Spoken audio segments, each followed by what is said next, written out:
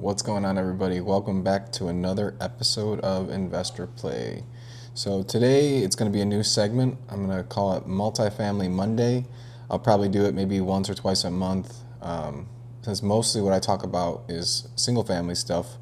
I also actually do a decent amount of multifamily investing as well. So I figured I would start making an Investor 101 series more towards multifamily. If you're not just doing single family, I can give you some value also with the experience I have in multifamily as well. So today we're just going to kind of do a breakdown of the things that I think are important in multifamily. Like, we're going to go over my personal pros and cons, the difference between commercial and residential multifamily, how to determine the value of a multifamily property because it is different than a typical residential property, and then also every month I'm going to give you like my current take on the multifamily market at this time, because there's lots of talks obviously right now with a lot of commercial real estate getting hit pretty hard, and you need to understand the difference between what's considered in those numbers and what's actually going on in the markets. Obviously, everybody's market's going to be different. My market's going to be different than your market. But again, this is a general scope of what I'm seeing, and I do look at multiple markets. I am located in Texas. A little bit of background about myself, if this is your first time on the channel. I am a retired federal agent. I don't come from money. I started investing in real estate in 2021. My current portfolio, little snapshot, is around 70 doors, mix of single family and some multifamily in there. I do mostly BRRRRs, or value add. If you're not familiar with BRRRRs, it's buy, rehab, rent, refinance, repeat. You can also do that with multifamily as well. I've done that multiple times actually with multifamily. I don't have any partners. I own everything myself. I didn't take on any mentors or anything when I was learning. I literally just dove in head first and figured it out on my own. And now this channel is kind of my way of giving back to the things that I've learned, so you guys don't make the same mistakes that I made. And you can see that you don't need to be some hedge fund family or somebody with millions of dollars backing you. I started building my portfolio with $80,000 in savings that I had just saved from being frugal. I had no assets, was making six figures, but at the same time, I really figured out that's when I figured out that I needed to do something else, because even when you had a six-figure salary, you really weren't making anything, in today's day and age. So I knew I needed to do something different. I pivoted, started investing in real estate. It completely took off. I ended up retiring after about 2 years of investing and doing it full time. My portfolio is pretty hands off. I self-manage. I don't really need to be here. For multiple years, I didn't actually live where my portfolio was. I lived about 3 hours from it, and I would just come here a day or two or whatever and check on things. But it goes to show you that if you structure your portfolio correctly and you have the right people in place, you can invest long term. Or long distance. Do I recommend that? Personally, no. I'm much more of like a hands-on type of person. Even though I don't need to be here, do the projects run smoother when I'm here? Yes. Do I have less vacancy when I'm here? Yes. Do I save more money when I'm here? Yes. Can I do all those things when I'm away? Yeah.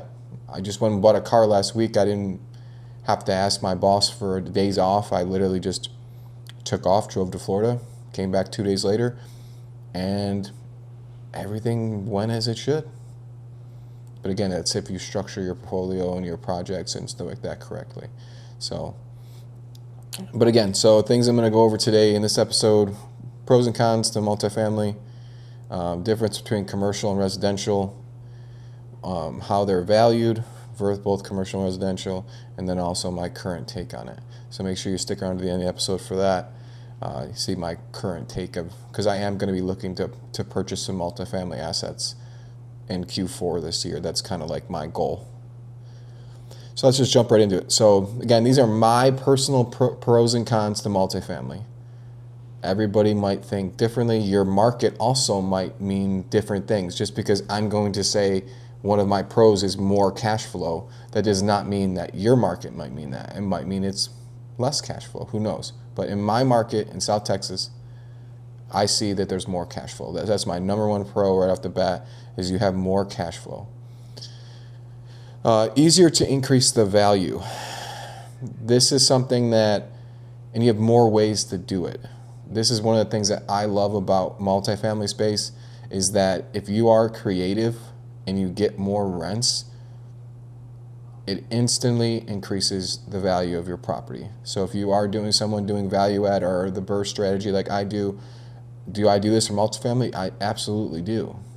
One of my first purchases was multifamily, and the rents were so far under rent that I had no idea. I went in, the guys told he was getting 600 and they were all occupied. They were 2-bedroom units, and he was only getting $600 a month for them. And I, just from doing my market research, I knew he was under. I was thinking maybe I'd get 700, 750. And the first one I put up for 750, I got like 60 messages that day, like flooded with messages. That thing instantly rented out. And then what I was doing is, as they became vacant, I was, doing a quick little make ready and then renting them out. So as the next one came open, I put it for 800. Again, like 40 messages flooded in. I was like, holy crap. So by the time I got around to the last unit, I realized that I was getting $950 for the fourth unit. And I was going up at $50 increments. So that's just something that when you have a single family property, the only way you're gonna raise that value is by going in and doing a remodel. I didn't have to do remodels on that. It came on the market. I made an offer the day it came on the market, because I knew it was undervalued and the rents weren't where they're supposed to be. But if you were somebody who was just looking at the numbers of what that property was at that cap rate at that time, you would have valued it much less. So that's why you didn't offer the price that I offered, which got me the asset. But at the same time, I knew that I could get more. I just didn't know how much more I could even get. And like I said, I did no rehab. I think 2 of them, I don't even think I did anything. The other 2 I did like paint and stuff like that, but not like something where like my single family properties, I have to go in and do, $40,000, $50,000, $60,000 rehabs to really gain that value of it. And I'll get into why raising rents increases your value, but that's one of the things here on the list today to go over, obviously, is NOI, which is net operating income. But we'll leave that for the section on how they're valued. So the bigger the asset, the easier they are to run, which you wouldn't think that makes sense. If you see like a 150 unit asset, you're like, man, 150 tenants, like that's got to be hell to run. But actually, as you get bigger in scale, they become easier to run, because you can afford in your expenses to have a full-time on-site maintenance guy and a full-time leasing agent. So not only do you not have to worry about paying a property management company or self-managing yourself, you also can, instead of having to call a handyman or trying to track down a plumber that's affordable or an electrician that's affordable, you can have on-site people that work for you on a salary full-time. And they're all in one address. Me, I have, I think I have like 40 different properties. So I'm constantly I've gotten to the scale to the point now where I can also hire a full-time employee, but at the same time, I'm constantly having to have him send him to multiple addresses every day. And it would be a lot more efficient if every issue that I was trying to have him fix was at the same site. That's just simple. He doesn't have to drive around. He just walk in between apartments. So actually, at scale, multifamily is actually easier to operate. Again, if done correctly. Another thing that I like as a pro is that they have less risk when you're starting off. If you go and get a fourplex or something like that, so you have 4 tenants helping you pay your mortgage, if one of them moves out, you still have 3 paying you rent. And if you have, again, more cash flow than, like I said, that you would in a single family, hopefully those 3 are still able to cover your mortgage. If not, you're still making a little bit of money. Where if you have a single family, if that one tenant moves out, you're on the hook for that mortgage until you can get it turned over find a tenant, they move in. Sometimes that can be, 60 to 90 days. And now, so you're now stuck making those 3 mortgage payments without any income. Where if you had 1 tenant leave or even 2 tenant leave, yeah, you might be negative cash flow, but it's not going to be to the point of where you're, 3 months out of pocket, that mortgage completely on you. So that's a big difference, and also a huge pro.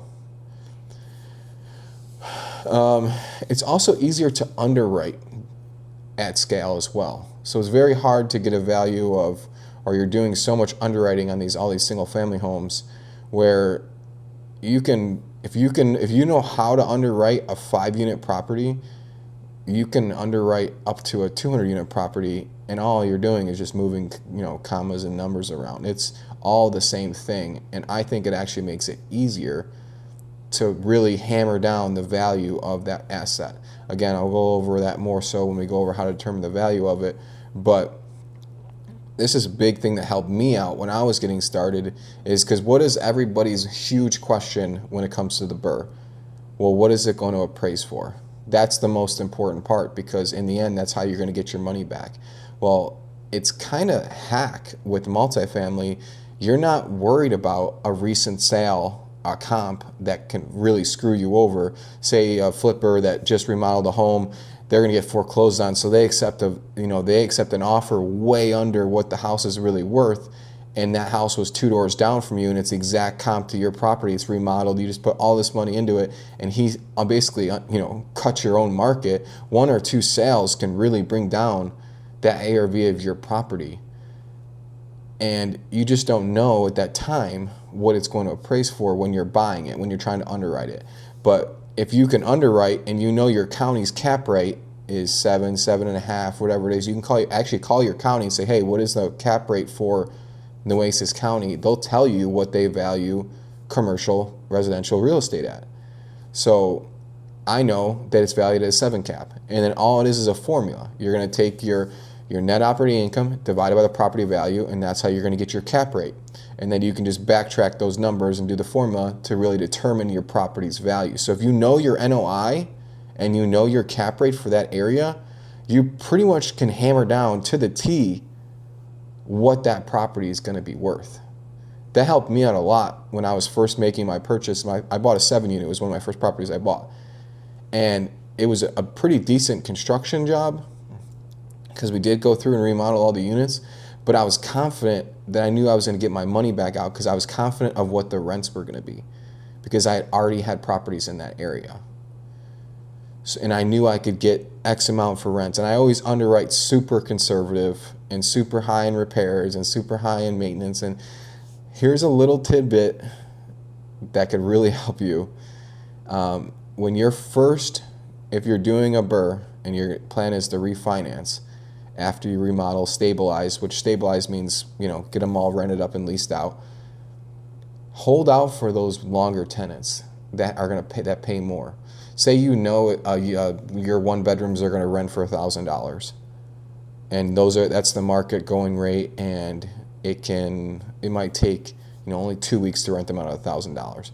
But say you can stretch it to $1,100. And you think, okay, I might not get as much interest.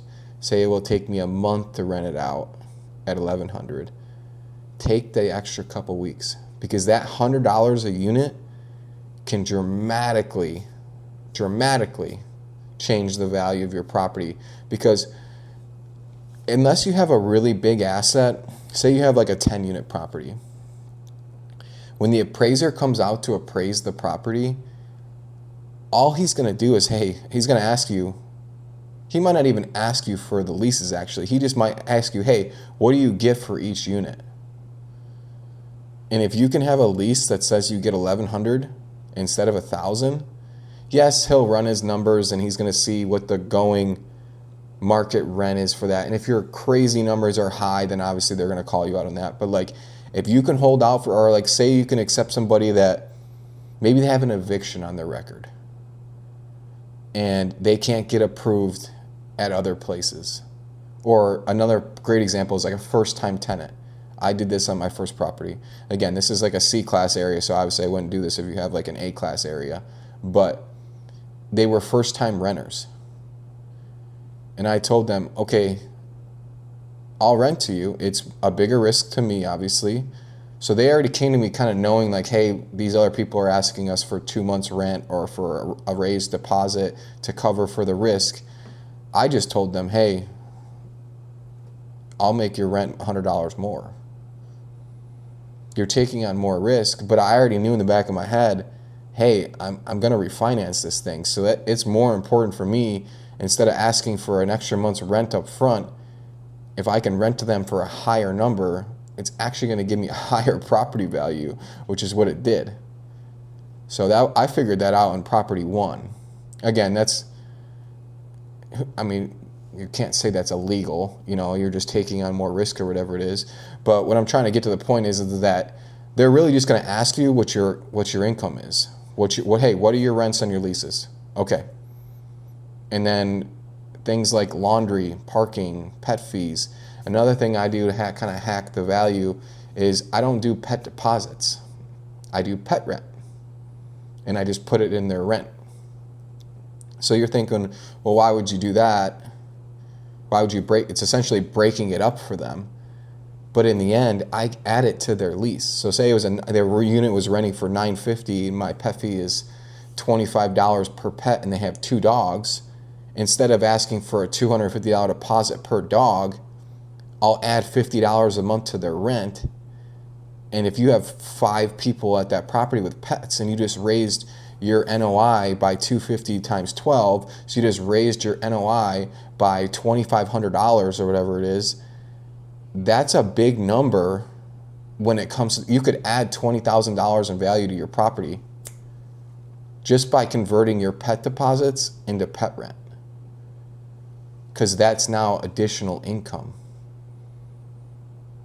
So those are little things that I kind of tweaked with, that when you're just going to do a refinance, that's what they're going to ask for. Now, obviously, if you're a bigger unit, like if you're a 75 unit complex, they're going to ask you for your whole like P&L, because then you're going to have a lot more things in there. Like, you're going to have your simple, like they have like their admin charges and stuff like that in there, which again, that's more like operating a business. You're going to see like a full P&L sheet. But when you have like smaller commercial multifamily, like say 5 to 20 units, they're just going with the straight bread and butter, which is like you have your income and then you have your expenses, which your expenses are only going to be like utilities, taxes, insurance, vacancy they always set aside for. They're going to set aside some for repairs, stuff like that. But they don't get into like the nitty gritty of like, okay, your office supplies were $500 this year, because there's no need for that. So you really can nail value just by doing simple math and figure out what that property is going to appraise for when you go to refinance it. Because cap rates don't shift that often. Like they kind of have in those last couple of years, but that's because there's been a dramatic like 30 to 40% change in property values, and that's when cap rates start to expand or contract. And during COVID, it was the opposite. But barring anything crazy like that, if your market cap is a 7, it's not like in 6 months from now that's going to change to like a 9 cap, which would crush the value of your property by a lot. Those things are much more, they're all kind of countered against each other, where it's not something like, somebody sells their homes, he drops his price 10 grand, then the next guy does 10 grand, the next guy does 10 grand, and now you have a $30,000 decrease in your house's worth because 3 people over the next 6 months dropped the value of their house when they sold it. That's not how cap rates work. And that's how a property is valued, is off of the cap rate. They will do like a comparable sales thing, but again, the reason why they have this is because it's very hard to say that my 7-unit property on this street is the same as this 7-unit property on another street. So, and there's also not as many. Like you have so many cookie cutter houses, a 3-2 that's 1,400 square feet. You can see those sales, going to the MLS, you can pull a ton of them. They know they're not going to have that. And there's also other reasons why there's like that too, is because commercial is not just commercial residential, which commercial residential is anything 5 units and above. So 2 to 4 is still considered residential. Then above that, because people are like, well, I have a 7-unit property, but it's not commercial, it's just apartments. It's still considered commercial in the eyes of the real estate world. It's just commercial multifamily. are commercial residential. When people hear commercial, they think like strip mall or shopping center or, the Take 5 oil change. Yes, those are commercial as well, but you are commercial residential. Your 12-unit apartment complex is a commercial residential, but they fall under all the commercial terms. Like you can't get traditional financing for them and stuff like that. Which leads me into the cons section. Again, these are my personal cons that I think from my market. More tenants, number one. Obviously, that means if you self-manage, my single family homes, I have one person that texts me if I have an issue. Where if my 7-unit property, there's 7 potential people that can be messaging me with issues. That means that there's 7 bathrooms, 7 toilets, 7 and everything that could go wrong or bad at those properties. So that's obviously a big con, is more tenants. Also, that leads to more turnover. And you say, why that? Because just think about it. The whole point of getting an apartment, what does everybody do? They get what's the first thing they usually get? An apartment. They don't have family yet, they don't have kids yet, or even if they do, they can still fit them in an apartment because houses are typically more expensive. So it's kind of like it's almost like a gateway. Like you're basically setting yourself up to have turnover because like a lot less turnover in my houses because it's a family moving, multiple kids, multiple people, multiple U-Hauls into this house.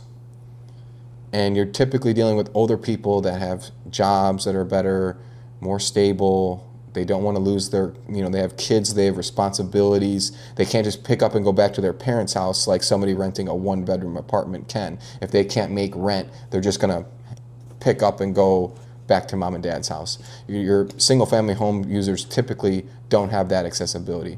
Does that mean it's always guaranteed that way? No, but from my personal experience, what I've seen with multifamily apartments, you have a lot more tenant turnover. Because like I said, your 1-bedroom apartments, unless you have, which I do actually have a lot of these, I have a lot of older vets that are helped by the VA that are just single old dudes.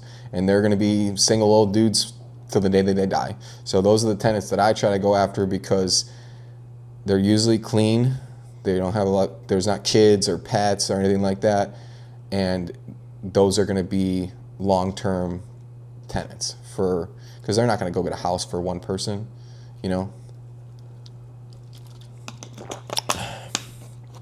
Another con to running or to larger multifamily, it is more like running a business. My single family homes, like I said, are very hands-off. A lot of my tenants will actually fix their own property sometimes because it's almost like a sense of ownership. You don't have to worry about cutting the grass. You don't have to worry about pest control.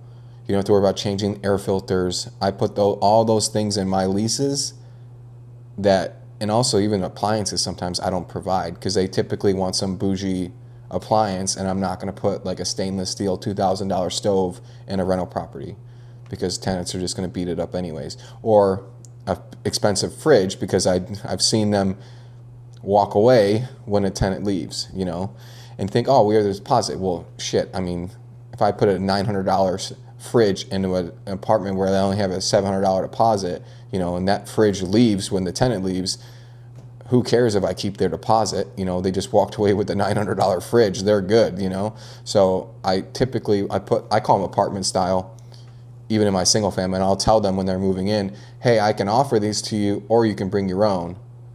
Because what would happen is 2 weeks after they'd move in, they'd get a text, hey, can you come pick up your appliances because these aren't going to work for my family of 7, And I'll be like, yeah, sure. So now I kind of get ahead of that and I'll ask them and I'll just tell them, hey, I don't supply the appliances. If you want appliances, these are what they're going to be. And typically I'll give them either a discounted deposit or I'll add a deposit if they want my appliances. That way it kind of covers my bases on it. But again, they're taking care of that. Like I put right in the lease, they're in charge of lawn care, pest control, and AC filter replacement. Where if you have apartments, they're not going in and cutting the grass outside. They're not replacing their air filters in the unit. They don't care. Again, there's typically no ownership to having an apartment. Yes, some people take care of their properties more than others, obviously, but there's no ownership of it, Like I said, I've literally had tenants the AC has been broke, and they didn't even tell me, and they text me and said, hey, by the way, just so you know, like I replaced this in the air filter. Here's the receipt. I'm not asking to be reimbursed. I'm just letting you know that I did this, because again, it's that sense of ownership. Again, when it comes to running a business, now you have employees. So instead of me, when I was first starting off, going through the 3 or 4 handyman that I had available to me, texting them and just going down the list, now you have to hire full-time employees to be on site that whole time if you have a larger multifamily, because it's too many things to consistently call them back. So you have to have somebody there, and then now you have employees.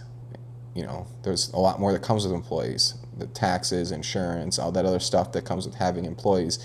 And now they're the ones representing your business. That leasing agent is now the one showing your units, which I can tell you right now, I think half of my tenants are probably only renting from me because of me personally. Because I make them feel like I care, because I do care.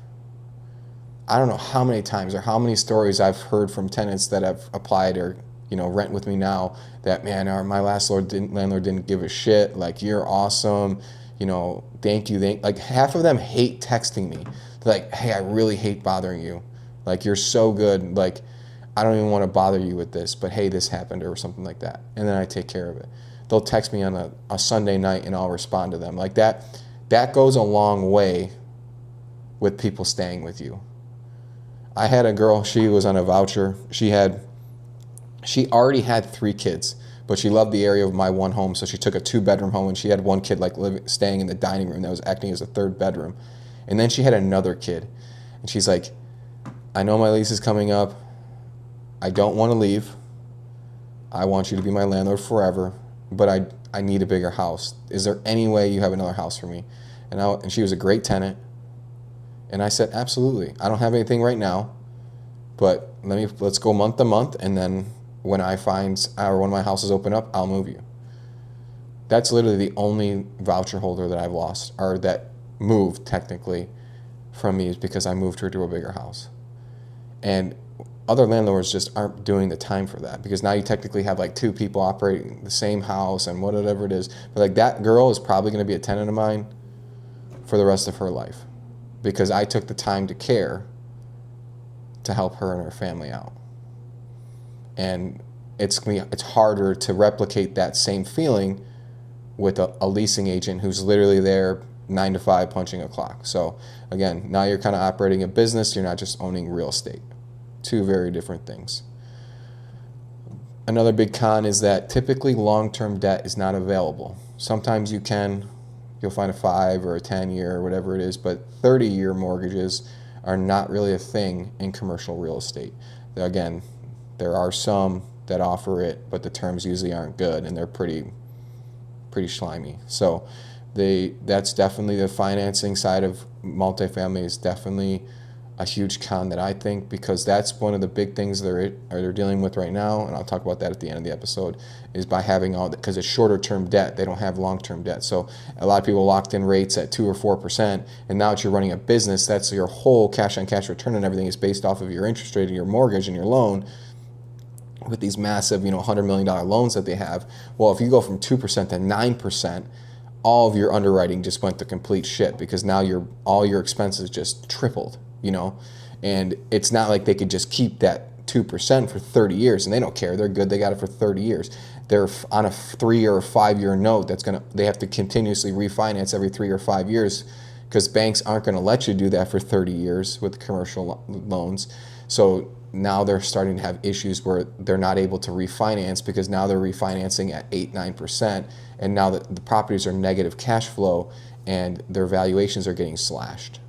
Because again, no one's really they're not getting underwritten personally, like you are on a conventional mortgage. They're getting underwritten on a DSCR scale of a debt service coverage ratio number. So if you go from a 2% interest rate to a 9% interest rate, your DSCR number goes way down, and then you can't physically refinance the loan. So the only way to do that is to decrease the loan amount by bringing more money to the table, which a lot of people, you can't do that on a $100 million asset, So that's a big downfall, is the fact that they don't have long-term debt. You typically need more money down. You're not going to go get a 5% down commercial loan. Sometimes even 20% is not likely. You're going to be more towards that 25 to 30% down, sometimes 35, depending on the lender, for commercial properties. And they typically have a higher interest rate. That's also, it had to be a small bit higher than, like, say you have a DSCR that's 2 to 4, and then you have a DSCR that's 5 plus. It's typically going to be a little higher because, again, it is a little more risk. So guys, those are my basic pros and cons to my personal experience in multifamily. I'll just kind of run through them real quick again. Pros: more cash flow, easier to increase the value. The bigger the asset, the easier to run, less risk of negative cash flow if you're just starting out. You can do a BRRRR without any construction remodeling. You're just raising the value of it, and it's easier to underwrite at scale because in the end it's just numbers.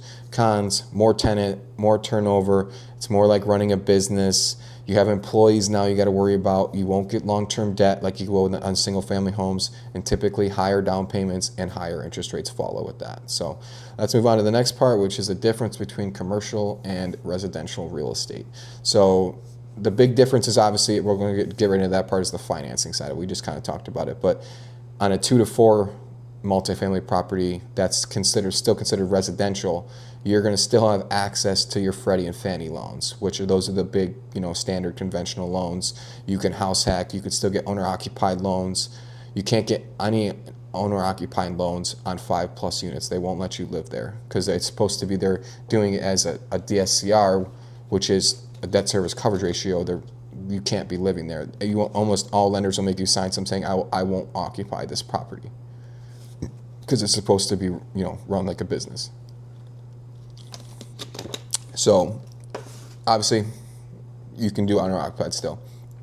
2 to 4, so that means you have much more favorable terms, and those properties are not valued by a cap rate.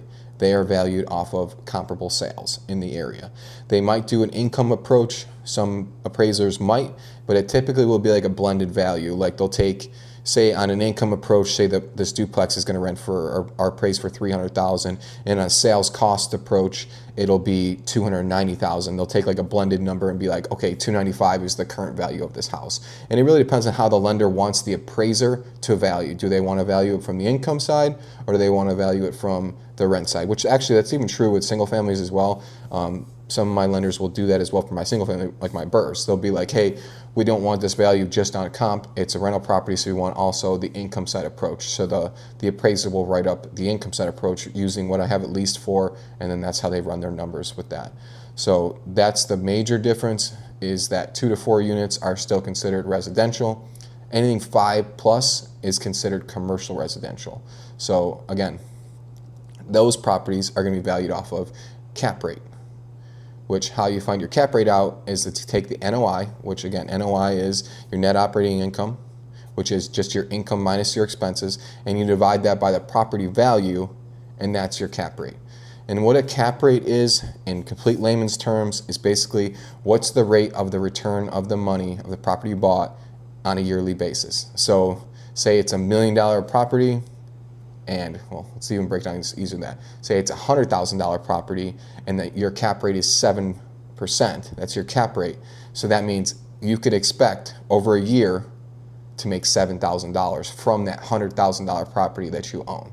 So that's how they factor in the value of the property, is they go off of your cap rate. And every area is going to have different cap rates. So say you're in the lower the cap rate, the higher the value of the property. So say you're in the hood, your cap rates are probably going to be valued at 10%, but then say it's an A-class area, it could be some as low as 4 and 5%. Like say you're in New York City, pretty much all commercial real estate in New York City is going to be like a 5 cap, because it's valued so much higher than it, down here in a smaller town in South Texas, So again, call your local county, ask them, hey, where's the cap rates for this area? How do I figure that out? And then they tell you, okay, yeah, we value these properties at this. Because that's what like I said, that's what the appraiser does. The appraiser, I had like an appraiser from like New York the one time. They did, because there's not as many commercial appraisers. So when I had to have a commercial appraisal done, they basically just sent somebody there to take pictures of the property and then they did all the data work. Like the appraisal is like 90 pages long because they have to do like all the average rents for the area, do all the calculations of everything. It was a company in New York, that appraisal company, that did the appraisal, even though the property was in South Texas. They just sent a local appraiser who they probably paid a little stipend or whatever to go take pictures of the property and write a report on the property itself. But then they actually did the numbers part of it. So then what they did is they called the county and said, hey, there's this the address, what cap rate do you value this property at? Because that's also how your taxes are assessed too. I don't know if you've ever gone and protested your taxes. I did, and that's how they determine that. So they're kind of smart. They'll go on Zillow and they'll look at your listings and saying, oh, well, you're renting this number, or you're renting this property out for $800, and there's 7 of them. So that means at our calculation that your NOI is this at a 7 cap, and then that's how they determine the value of your taxes. So they use the cap rate. That's why the county knows the cap rate, because that's how they value commercial real estate in that market, how to tax them, the value, how to tax them on. So there's a little snippet for you. So put up lower listings on Zillow if you want to try to get a lower tax. No, I'm just kidding. They're a little smarter than that. Obviously, there's a big difference between financing and insurance and stuff like that. Those are the major differences between the two. But again, so layman's terms, 2 to 4 units residential, 5+ commercial. So now let's get into how you actually determine the value of it, because this is by far, like you've already heard me talk about multiple times, how the most important thing is determining the value of that. Again, it's based on NOI, which NOI is net operating income. And again, that's your total income minus your expenses. And this is why, like I said, you could really raise the cash flow or raise the property value by directly just raising either rents, or there's also other streams of income. Like I mentioned, the pet fees. You also can do things like you can offer services for them. I was going to buy this one property that had like a shed out back, and there was already electrical and water running to it. And I was like, perfect, this is 8 units. I'm going to add 4 washer and dryers in here. Just because a simple $100 a month in washer dryer, I could add 10 grand to that property's value, which means I could cash out at 80%, $8,000 more if I just simply put on 4 washer dryers and had them like coin operated. Just to add that $100 a month of income, I would have been able to walk away with 8 grand more. So, and on top of that, obviously be making the money monthly, but that's how quickly you can drastically impact the property by just changing simple things, by raising rents, by doing all that. So in your cap rate, how you determine cap rate again is your NOI divided by the property's value. So again, it's a formula. I'm going to show you guys. I'll screenshot this.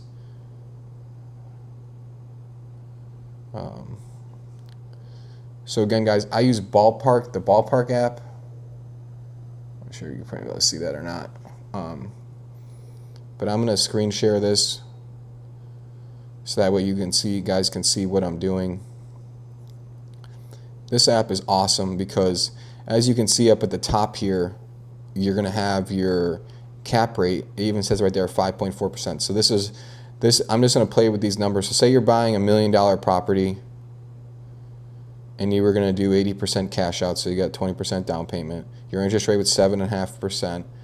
We'll say it brings in $10,000 a month in rental income. We'll say that that's the taxes and insurance. You have to factor in for vacancy because they're always going to factor in for vacancy. So right now, this property is at a 9.9 cap and it has a DSCR number of 1.4. So that means that you're going to be cash flowing. That's your NOI, $99,000. So just by pay attention to that cap rate. You see how it says 9.9? So let's get this down to a 7 cap. So what would this actually have to be at to get us to be at a 7 cap? So 7.9, so we still have to have a higher value. So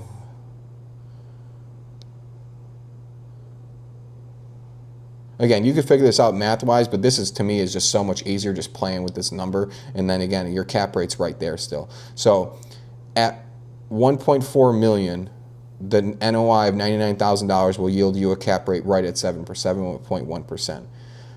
Watch, if you say this is a 10-unit apartment complex and you're getting $1,000 a month for each rent, watch what happens if you get just $100 more in rental income. So let's go up to 11,000.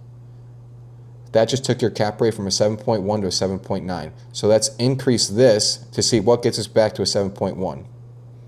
Nope, still more. See that? $150,000. You just added $150,000 in value to your property by adding $1,000 a month in rental income. By raising those 10 units $100 a month, you added $150,000 in property value. And this is something that I do literally on every property, because you can play with the price. Okay, hey, I'm going to buy it for $1 million, you know, and I think I can get these rents up to 11,000, and then you start playing with that number, and then you say, okay, hey, it's now going to appraise for 1.4, and I only put 200K into it, so that means I'm all in at 1.2. Guys, like, that's why I think multifamily has such a cool break to it, because if there's ways that you could increase the value of the rents or whatever it is. And again, so that's why you can buy something from somebody and they just might not even know, or it's a tired landlord, or they've had the same tenants for 10 years and they're way undervalued rents. Just walking in, raising the rents up to market value, you could literally double your property's value. If those rents are at $500 and you walked in and you know the market rent is for $1,000, even for a non-remodeled unit, you could literally walk in, evict everybody, or wait till their leases come up, put them at $1,000, and you literally just doubled your money. That's why I think multifamily has a better way to raise your net worth overall is multifamily. But obviously it has just as big of a downside. Like, we'll get into that when I talk about the current market for multifamily. But just simply adding revenue streams, you could make your property value skyrocket. So I just showed you guys how to determine the cap rate and how you can do that. And raising your cap rate will raise it by raising the NOI. Again, guys, that's the biggest thing, is figuring out your NOI. If you know your NOI, and also don't go by the NOI of what they say. You have to go in, and also because one thing I did miss, again, I put 10% for vacancy. You saw me put that on the app. That's typically what a lender is going to put. Depending on your area, they make you factor in for vacancy. And they also make you factor in if you had, if you say there was a property that had a washer dryer there, I didn't put that in there as well. And so you're paying the utilities for that. They're going to ask you, okay, well, hey, what's your utilities? That's an expense, so that'll bring that number down. So you got to factor all of those things in. But again, just think NOI is total income minus expenses. When they're figuring in your cap rate, they don't count your debt service. That's one thing I didn't talk about. So that's in your NOI, but it's not in your cap rate. So it's not in your NOI, because then that would affect the cap rate. So they don't factor in your debt service into that. All right, so let's talk about the current state of multifamily real estate. So I think the bigger markets that had a lot of booming during COVID are obviously seeing the biggest regression right now. And one of the main reasons why was overbuilding. So multifamily takes a lot longer to come online than like a single family. D.R. Horton's spitting out homes every 2 or 3 months. They're start to finish. Multifamily plans, these big complexes, sometimes take 3-4 years to come online. So obviously COVID happens, massive undersupply in these markets like Austin, Houston, San Antonio, Florida, all these big markets that were just absolutely booming with people moving out from up north and California down south. So they all started building, because obviously it's cheaper to build than it is to there's not any supply, so just cheaper to build them, and then you have more supply, obviously. And again, because they're basically building a business, if they know they can get higher rents, they know the value is going to go up. So a lot of building, And that took a massive turn, obviously, when all these units were coming online several years later, and then now you have all the people moving away from those areas because they're all they all exploded in value, and now they're so expensive that people are moving out. Well, now you have no tenants. So like some of these properties are, I think Austin, I heard on one of the podcasts, they're like 70 something percent vacancy. Or sorry, 30% vacancy, 70% occupancy, which is crazy. Most people operate in the 90s for occupancy. These guys are at like 70%, which is not good. So, and again, just like it helps you whether you're adding income, if you're losing income, some of these people they're watching their values get slashed by 30, 40%. And like on the single family side, they're not going to feel that because again, they're not counted against that because they value the properties completely different because it's based off of income, not off comparable sales. So like even though real estate is kind of down, single family is nowhere near as down as multifamily is, but that's because again, it's a numbers game. If you have oversupply and you have to now give rent concessions and lower your rents than you were expecting and you were underwriting to get 1,000 a unit, kind of like what happened with me, but in reverse. Say you were underwriting it to get 1,000 a unit, and then now once you come online after 2 years of building, you're only getting 800 a month because there's so much oversupply that people have to lower the rents. Now your property value just decreased by 20%, and just as much as you can supercharge it going one way, it can tank just as fastly the other way. So you have to be really, really, really conservative when you're doing your underwriting and make sure you're factoring everything in. Don't cheat yourself, guys. Don't say, oh yeah, that 2-bedroom down unit is 1,000 a month. I'm gonna get 1,000 a month for mine. And you look at theirs and it's got all kind of amenities and a gym and it's all bills paid. And so now you're go to put on your little dinky 2-bedroom duplex that has no amenities and they have to pay their own utilities and you're not getting any traction. So now you need to drop your rent, because of that. So really, really, really underwrite your properties conservatively. Have somebody look at them before you go submit some offer on some 50-unit, apartment complex. You really want to make sure you have. I'm kind of breaking it down, making it seem simple. It is simple if you know your numbers. But if you're somebody who's living in, Missouri and you're trying to buy in California, you're not going to know the numbers like somebody that's local or someone that has properties there. Make sure you really hammer on in your numbers when you're coming on that. So another big issue that they're dealing with right now is, again, remember how I said that there's long-term debt really isn't a thing for commercial real estate. So a lot of these guys were buying big multifamily space at 3-4% interest rates. And then they were going to have to refinance. They're called an ARM, which is an adjustable rate mortgage.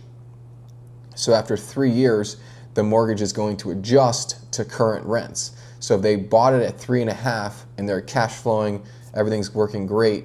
Well, if you take your debt service and you double it, your property is now worth way less because your expenses just went through the roof and you don't have any cash to deal with that. So when you go to refinance, because again, not only these are all financed off of DSCR numbers.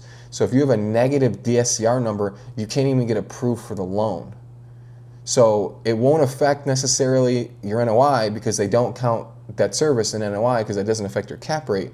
But what it does affect is when your expenses now are so much higher and your DSCR number is now in the negative and you can't physically refinance the loan because they want to see at least every lender is going to be different. Say they want like a 1.2 DSCR number or whatever it is.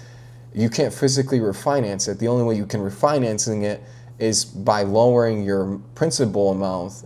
And say you owe $100 million and it's not going to appraise, or they're not going to be able to qualify. The only way they can qualify is if you lower your own. Say, okay, we're going to have to bring $20 million cash to the table just to be able to refinance this thing, which is happening a lot in bigger spaces, in the big multifamily space right now. They're physically not able to refinance their debt because they don't meet the standards for the DSCR because their expenses have skyrocketed because when they underwrote their project at 3%, now interest rates are at 8% and it doesn't pencil out to a positive DSCR number. So they don't have the cash to bring to the table because a lot of these were syndicated and they're basically just letting the banks take them back. Which leads to my next point is a lot of the reason why it hasn't been hit as hard these last couple of years is because banks have been kind of offering these people extensions, like, hey, we'll give you a year extension of the 4% interest rate because you're still cash flowing right now, but you can't refinance your debt, and obviously we can't expect you to come up with 60 million cash. So their only options are either give them an extension or take the asset back. But they know with how the space is, they're not going to be able to do any better with that asset anyways. So what's happening is they're just giving them extensions, which from what I've heard is that those extensions are starting to, the chickens are starting to come home to roost. So they're kind of getting ran out of town with that, where they're going to say, okay, hey, let's go try to find somebody who can take over this asset because we're going to have to take it back. So a lot of big banks are taking these massive assets back. I see a big opportunity in Q4 to get some primo Class A assets that I would have probably never been able to get my hands on. I shouldn't say Class A, Class B, that you can kind of come in and pick them up for a song. Because I think in these markets, yes, they're oversupplied right now, but the markets that I'm looking at still have positive population growth. So eventually, because if you look at the building numbers currently, they're down like 40% year over year, obviously, with multifamily, and it was like 20-some% last year. So think about that. So from when the time they were booming and building, we're probably down 70-80% of building permits. Because you can look up the numbers to see how much building permits there are being pulled for multifamily and stuff like that. So those numbers are way down. Well, our population growth is still growing. And again, those things take 3 to 4 years to be built. So if we stop building for 3 or 4 years, not only you're going to have that shortage that's going to get eventually soaked up, you're going to, once there becomes a surplus, we need more units. We don't have any housing. They're going to start building again, and they're still going to have to wait 2 or 3 years for those units to come online. So in that time frame, what's going to happen? Rents are going to go back up, which means property values are going to go back up, which means people are going to flood back to that space, and it's going to, again, because affordability is a thing. So if you can get into an apartment complex that's affordable now in a good asset that you, like I said, you probably would have never got it for that value, but because their debt's due and they don't have any other options, I can come in, sneak in there, pick it up. Now again, this is kind of going to be like a niche buy. It'll probably be between like the 5 and 50 unit range, because anything bigger than 50 units is going to get soaked up by, BlackRock and all those big hedge funds, because they're just going in and buying cash. They're not taking debt anyways. So those real primo A-class assets are going to go to them. And then the 2 to 4 space is actually still very strong because of people like me and you, like the house hackers that will buy a duplex and live in the other side. So again, that's also measured on a residential side, not a commercial side. So those assets are actually pretty strong right now. Actually, if anything, they've actually gone up, I think, because more and more people are, hey, I can live in one side, rent out the other side, because it's really all about affordability right now. So I think there's that sweet spot between 5 and 50 where if you're a smaller investor, you're not going to have the money to go after a 20-unit apartment complex, but it's too small for like a BlackRock to go after. So that's, again, I probably shouldn't be saying this because it probably just makes more competition for myself, but that just goes to show you that this is a transparent show. Like, I'm going to show you what I'm getting into, what I'm staying away from, what I think is going to work right now, what I think is not going to work right now. So that's what I see in Q4 this year, is I'm really trying to find a solid asset in a good area that never would have probably even came on the market, and try to pick it up for either under rents or where it's distressed and I need to come in and fix it up. I prefer it needing to be fixed up because I think that's also where I can add the value, is by doing the construction, because I do the remodels. I have crews that do that. Because obviously if it's an already performing asset, you're going to have a lot more competition, because some people are going to go in. Some people don't want to manage a rehab. Some people don't know how to manage a rehab. Some people have gotten burned by rehabs, so now they don't want to do them anymore. Obviously, it's kind of like my niche. That's what I do. So that's what I'm going to be doing, looking for those opportunities. So that basically wraps up this month's Multifamily Monday. Guys, if you like the content, please subscribe, share the channel with your friends. If you have questions, please either shoot me a DM or write a comment. I do like once a month or once every couple weeks, I'll do like a Q&A. So I take those all directly from my socials, and I'll bring them on the channel, and I'll actually answer them from my point of view. So thanks, guys. Take care. I'll see you next time.